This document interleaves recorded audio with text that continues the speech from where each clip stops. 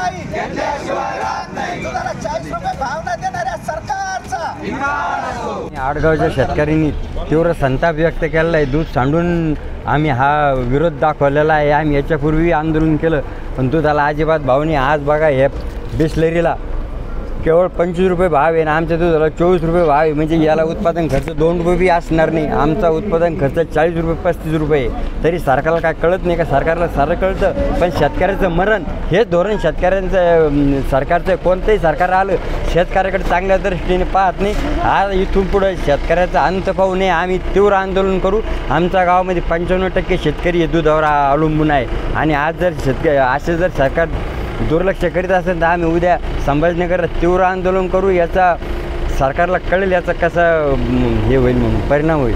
गाव बुद्रुक येथे दूध फेकून आंदोलन करण्यात आलं कारण की मागच्या वेळेससुद्धा आपण साक्षीदार होतात। 10 डिसेंबर रोजी सुद्धा आम्ही दूध फेकून रस्ता रोको केला होता आणि सरकारचा निषेध केलेला होता।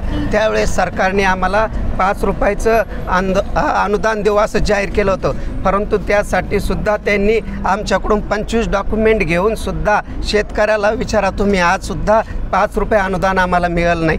तुमच्या पाणी बॉटलला 20 रुपये भाव आणि आमच्या दुधाला 26 रुपये लिटर भाव असं का? जर बाटा जर घेतला तर 34 रुपये किलो भेटतो आणि आमच्या दुधाला 40 रुपयाच्या ऐवजी 26 रुपये भाव असं का करतं? कारण की हे सरकारचं धोरण म्हणजे शेतकऱ्याचे मरण याची स्थिती निर्माण झालेली आहे।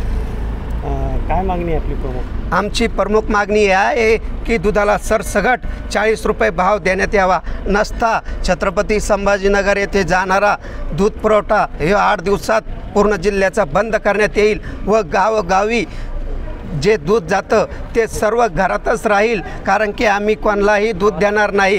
कारण की आज बघा तुम्ही कापसाला भाव नाही, त्याच्यानंतर सोयाबीनला भाव नाही, पीक विमा मिळाला नाही आणि आमचं मुख्य व्यवसाय शेतीवर आधारित हा दूध व्यवसाय आहे, त्यालासुद्धा तुम्ही 26 रुपये भाव देता। एबीपी माझा, उघडा डोळे बघा नीट।